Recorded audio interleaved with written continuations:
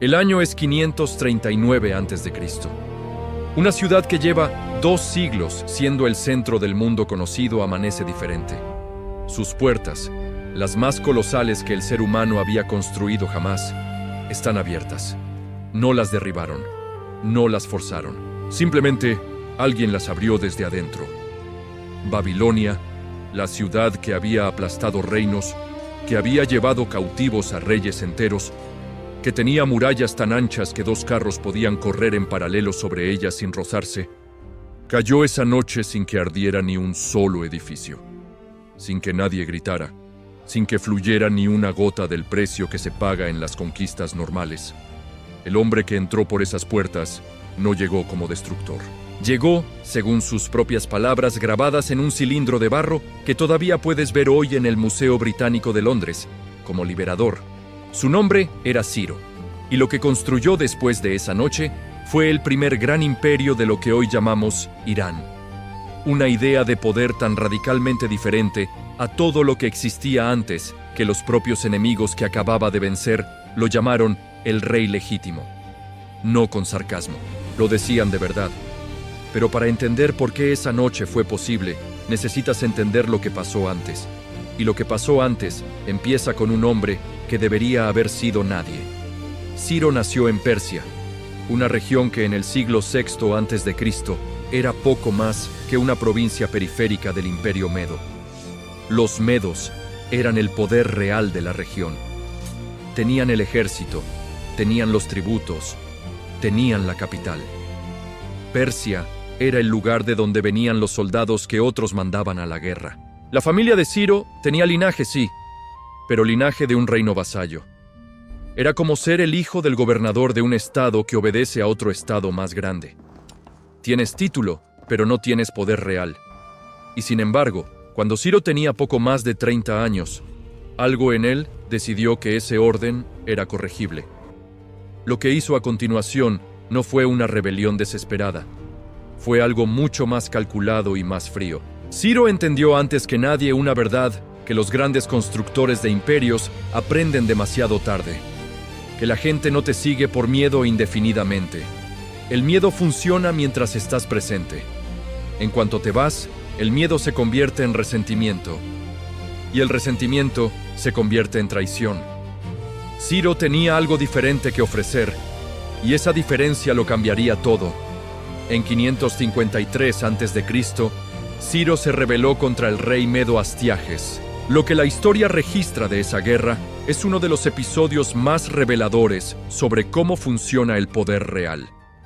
Astiages envió a su propio general, Hárpago, a aplastar la rebelión persa.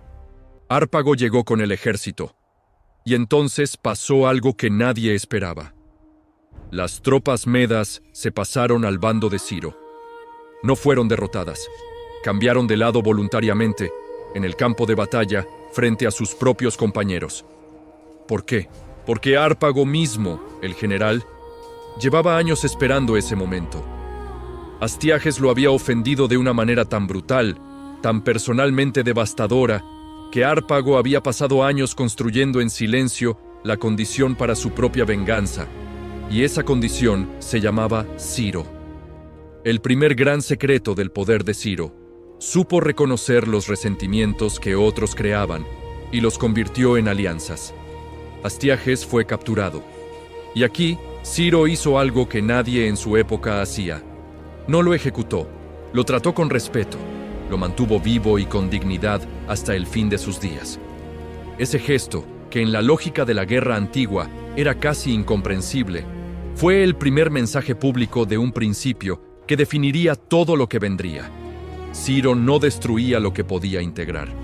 Para cuando tenías acceso a este tipo de historias que no te contaron en la escuela, ya es momento de que te quedes cerca. Si este contenido te está abriendo los ojos a una historia que vale la pena conocer a fondo, suscríbete ahora. Porque lo que viene en los próximos minutos sobre cómo Ciro construyó el primer gran sistema de derechos humanos conocido es todavía más extraordinario. Con el Imperio Medo absorbido, Ciro tenía una base, pero tenía vecinos poderosos y ambiciosos. Al oeste, el rey Creso de Lidia, que era en ese momento el hombre más rico del mundo conocido. La frase que usamos hoy, rico como Creso, tiene 4.500 años. Ese era el nivel de su fortuna. Creso controlaba las costas del Egeo, tenía alianzas con Egipto y con Babilonia, y cuando supo que Ciro estaba creciendo, decidió atacar primero. La guerra entre Ciro y Creso es uno de los episodios más fascinantes de la historia antigua, no por las batallas, sino por lo que vino después de ellas. Creso consultó al oráculo de Delfos antes de atacar, el mensaje más famoso de toda la historia oracular, que le prometió que si cruzaba el río Jalis, destruiría un gran imperio. Creso cruzó y destruyó un gran imperio, el suyo. Después de una campaña que duró meses, Ciro tomó Sardes, la capital lidia. Creso fue capturado. Y de nuevo, Ciro hizo lo impensable. No lo ejecutó. Según las fuentes, lo integró a su corte como consejero. Algunos textos sugieren que Creso vivió el resto de su vida con Ciro, viajando con él, ofreciendo perspectiva. Un rey derrotado convertido en asesor del hombre que lo derrotó.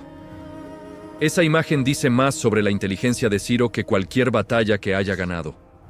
Con Lidia caída, la riqueza de Creso, las ciudades griegas de la costa, las rutas comerciales del Egeo, todo pasó al imperio persa, que en ese momento tenía apenas 20 años de existencia y ya era la entidad política más extensa que el mundo había visto. Pero el trabajo más importante todavía estaba por hacerse: Babilonia. Para entender lo que significaba Babilonia en el siglo VI a.C., necesitas una escala diferente. Era la ciudad más grande del mundo conocido, con una población que algunos cálculos modernos ubican en 200.000 personas dentro de sus murallas. Sus jardines colgantes eran una de las 7 maravillas del mundo antiguo. Su templo de Marduk, el sigurat llamado Etemenanki, que probablemente es el origen de la historia bíblica de la Torre de Babel, tenía 90 metros de altura. Sus murallas tenían 25 metros de alto y eran tan gruesas que Heródoto escribió, quizás con algo de exageración, que podías hacer una carrera de cuadrigas sobre su superficie. Nadie había tomado Babilonia por la fuerza en siglos. Era la ciudad que no caía. Y sin embargo, cuando Ciro llegó a sus puertas en 539 a.C., encontró que la ciudad estaba lista para abrirle. No porque tuviera miedo, sino porque el rey que la gobernaba, Nabónido, había pasado años ofendiendo a su propia gente de maneras que hoy suenan casi imposibles de creer. Nabónido era un rey extraño, profundamente religioso, pero de manera que chocaba frontalmente con el sistema de creencias de sus propios súbditos. Había abandonado el culto a Marduk, el dios principal de Babilonia, para venerar a Sin, el dios Luna. Para los babilonios, eso era equivalente a que un rey de México de repente declarara que el Día de Muertos era una herejía y que solo se podía venerar a una deidad que nadie conocía. La reacción del sacerdocio fue de rechazo total, y el sacerdocio en Babilonia no era solo religión. Era economía, era política, era la legitimidad misma del poder. Nabónido, además, se había ausentado de Babilonia durante años para vivir en el oasis de Taima, en lo que hoy es Arabia Saudita. Dejó la ciudad en manos de su hijo Belsasar y se dedicó a proyectos arqueológicos y religiosos que sus contemporáneos encontraban incomprensibles. Un rey que abandona su capital para hacer arqueología, mientras sus sacerdotes lo odian y su pueblo se pregunta quién está realmente a cargo. Ciro no necesitó destruir Babilonia. Babilonia ya estaba destruyendo a su propio rey desde adentro. Lo que pasó esa noche de 539 ha sido reconstruido por varios textos contemporáneos, incluido el Cilindro de Ciro y las Crónicas de Babilonia, una fuente mesopotámica que describe los eventos con una frialdad burocrática que hace que todo parezca todavía más extraordinario. El ejército persa desvió el caudal del río Éufrates, que corría por debajo de las murallas de la ciudad. Con el nivel del agua lo suficientemente bajo, los soldados de Ciro entraron por el cauce seco directamente al corazón de Babilonia. Mientras el rey Belsasar celebraba un banquete, según el relato del libro de Daniel, los persas ya estaban dentro. Y aquí viene el detalle que lo cambia todo, el detalle que ningún libro de historia de preparatoria te cuenta. Ciro entró en Babilonia al día siguiente, no como conquistador, sino en procesión religiosa. Se presentó al sacerdocio de Marduk, el dios que Nabónido había abandonado, y declaró que él, Ciro, el rey persa, era el instrumento elegido por Marduk para restaurar el culto legítimo. Los sacerdotes babilonios, que llevaban años esperando a alguien que les devolviera su poder y su dios, lo recibieron con los brazos abiertos. El texto del cilindro de Ciro, escrito en su nombre y grabado en ese objeto de arcilla de unos 25 centímetros que hoy puedes ver en Londres, dice algo que no tiene precedente en la historia antigua. Dice que Ciro permitió a todos los pueblos que habían sido deportados a Babilonia por los reyes anteriores, incluidos los judíos que Nabucodonosor había llevado cautivos desde Jerusalén, regresar a sus tierras de origen, que permitió a cada pueblo practicar su religión, que ordenó reconstruir los templos destruidos, que devolvió las estatuas de los dioses a sus ciudades de origen. Hay quienes consideran que el cilindro de Ciro es el primer documento de derechos humanos de la historia. Ese es un debate que los académicos siguen teniendo, porque el término derechos humanos es una construcción moderna que no existía entonces, pero lo que no tiene debate es que lo que Ciro hizo en Babilonia fue radicalmente diferente a cualquier cosa que un conquistador había hecho antes. No deportó, no destruyó templos, no impuso su religión, no convirtió a la población en esclavos de guerra. Y ahora es un buen momento para que, si estás disfrutando de una historia que raramente se cuenta con esta profundidad, compartas este video con alguien que también merece saberla. Porque lo que Ciro construyó después de Babilonia, el sistema con el que gobernó el primer gran imperio de Irán, tiene implicaciones que llegan directamente hasta el mundo en que vivimos. El imperio aqueménida, que es el nombre que la historia le da al estado que Ciro fundó, fue en su momento la entidad política más grande que jamás había existido. En su punto máximo, bajo sus sucesores, llegó a cubrir desde el río Indo en el este hasta las costas de Grecia en el oeste, desde las estepas del Asia Central en el norte hasta las cataratas del Nilo en el sur. 5 millones de kilómetros cuadrados. 40% de la población mundial de la época vivía dentro de sus fronteras.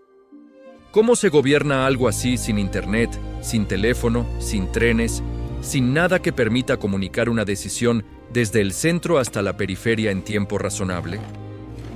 La respuesta de Ciro fue una de las innovaciones administrativas más brillantes de la historia antigua. El sistema de sátrapas. Dividió el imperio en provincias, cada una gobernada por un sátrapa, que era esencialmente un virrey con amplia autonomía local. El sátrapa podía administrar su región según sus propias costumbres, siempre que pagara el tributo correspondiente y aportara soldados cuando el rey los necesitara. No tenía que convertirse en persa. No tenía que abandonar su lengua, ni su religión, ni su sistema legal local. Ese modelo de gobierno descentralizado, que respeta la identidad local mientras mantiene la lealtad al centro a través de acuerdos concretos de tributación y servicio militar, es un sistema que reaparece una y otra vez en la historia. Lo copian los macedonios, lo copian parcialmente los romanos, lo reinventan los británicos en su sistema colonial. Lo estás viendo operar en versiones modernas en cualquier estado federal del siglo XXI. Cuando México o Estados Unidos o India dividen su territorio en estados con autonomía local, pero bajo una autoridad federal central, están usando una versión del modelo que Ciro diseñó hace 2500 años. Y hay algo más que Ciro entendió que sus contemporáneos no entendían: el costo real de la crueldad. Los asirios, que habían dominado la región antes que los babilonios, construyeron su poder sobre el terror sistemático. Deportaban poblaciones enteras. Destruían ciudades hasta los cimientos para que nadie olvidara lo que les pasaba a quienes se rebelaban. Y durante siglos, ese modelo funcionó. Pero cada deportación creaba una generación de personas que vivían esperando la oportunidad de la venganza. Cada ciudad destruida era una fuente de odio que duraba generaciones. El imperio asirio se derrumbó en parte porque había creado demasiados enemigos que nunca olvidaron. Ciro leyó ese fracaso con una claridad que sus contemporáneos no tuvieron. La crueldad es cara, no solo moralmente, económicamente. Un pueblo que te odia te cuesta soldados para controlarlo. Un pueblo que te acepta te produce tributos y te aporta alianzas. La benevolencia calculada, en el mundo de Ciro, era más rentable que el terror. Ciro encontró su fin en el año 530 a.C., en una campaña militar contra los masagetas, un pueblo nómada de las estepas de Asia Central. Los detalles de su caída en combate son confusos, narrados de maneras distintas por distintas fuentes. Tenía alrededor de 70 años, había gobernado durante casi 30, y dejó un imperio que, con los añadidos de sus sucesores, gobernaría el mundo conocido durante otros 200 años. Su tumba sigue en pie hoy. Está en Pasargadae, en lo que hoy es la provincia de Fars, en Irán. Es una estructura sencilla, casi austera. Una cámara de piedra sobre una plataforma escalonada. Alejandro Magno, que 2 siglos después conquistó el imperio persa y llegó a visitar esa tumba, ordenó que se restaurara y se protegiera. Según los textos, Alejandro, que había destruido ciudades enteras sin dudar, se detuvo frente a esa tumba y sintió algo que pocas personas le provocaban: respeto genuino. En la inscripción de la tumba, según Arriano, estaba escrito algo que se ha repetido a lo largo de los siglos, con variaciones. Soy Ciro, el rey, el Aqueménida. Nada más, sin lista de conquistas, sin amenazas a quien se acercara. Solo el nombre, el título y la dinastía. En una época en que los reyes mandaban grabar en piedra listas interminables de victorias y enemigos aplastados, esa sobriedad dice todo lo que necesita decir. Ciro no necesitaba que la piedra lo justificara. El sistema que construyó, el primer gran imperio de Irán, la idea de que es posible gobernar vastedad humana con algo más que miedo, eso era su argumento. Y ese argumento lleva 2500 años siendo difícil de refutar.